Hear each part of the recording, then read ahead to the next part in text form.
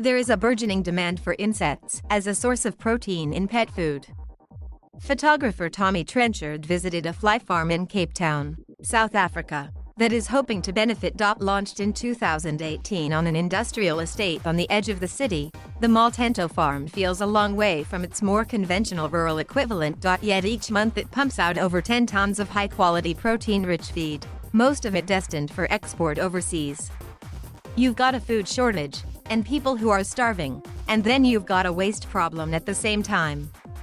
So I started looking at how we can rebalance that, said founder Dean Smorenberg, reflecting on what inspired him to get into this field. He is a former management consultant who began farming black soldier flies in his bathroom in 2016 before entering the business full-time. The model is an appealing one to carbon-conscious consumers. The fly larvae feed on waste food products, in this case mainly spent grains from a nearby brewery, turning it into marketable protein and producing a fertilizer byproduct. The process consumes significantly less water and land than other types of protein production and is far less carbon intensive. A 2020 study by researchers in the UK and Germany found that the global pet food market releases as much carbon dioxide into the atmosphere as the total emissions of the Philippines or Mozambique. Rather than looking to directly challenge the massive global soy or fish meal industries, which currently provide much of the world's affordable protein, Maltento is looking to offer products that supplement a pet food's flavor or nutritional properties. Insects have a lot more value than just being a protein, says Mr. Smorenberg, pointing out that what are known as antimicrobial peptides in the fly larvae help to improve gut health. And there's no other crop in the world that can give you 52 harvests a year from one space. The Maltento farm, which is expanding rapidly, is divided into sections according to the various stages of the insect's life cycle. Pupae undergo metamorphosis in a dark room on the ground floor before being moved upstairs to a breeding enclosure, where adult flies under ultraviolet lights lay eggs in mesh cages.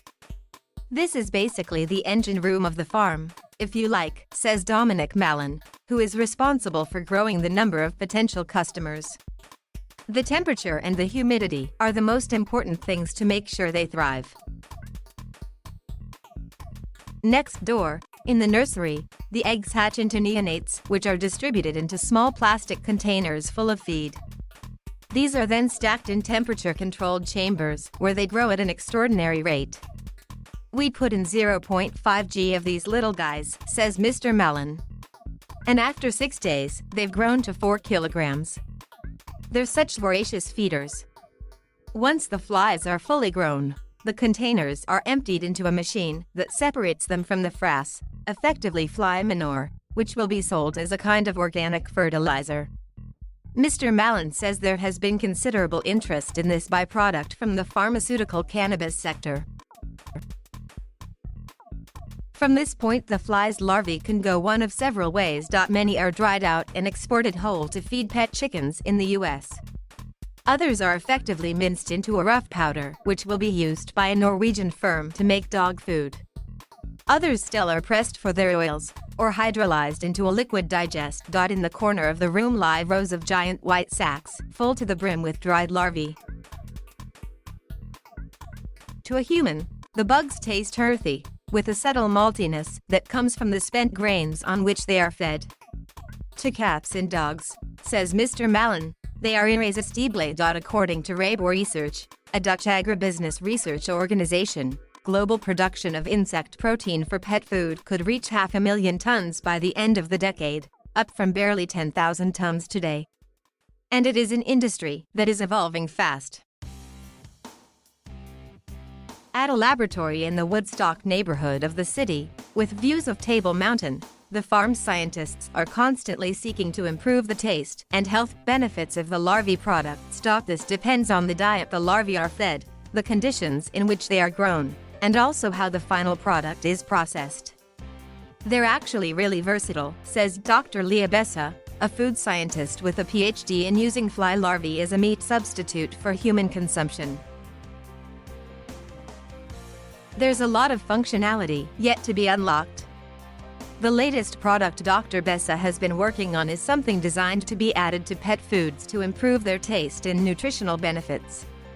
Before joining Maltento, she made headlines in South Africa after launching a company that sold insect-based ice cream. In a 2013 report, the UN's Food and Agriculture Organization said eating insects could help to address food shortages around the world. But despite insects being a popular snack in many countries, Western nations have proved resistant. For now, Dr. Bessa believes large-scale insect consumption is likely to remain mostly confined to pets. "We're just not quite there yet," she says, adding that squeamishness remains an obstacle. Dogs are a lot easier to feed insects to than humans at this point. All photographs by Tommy Trenchard.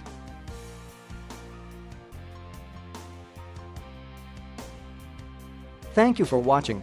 Please subscribe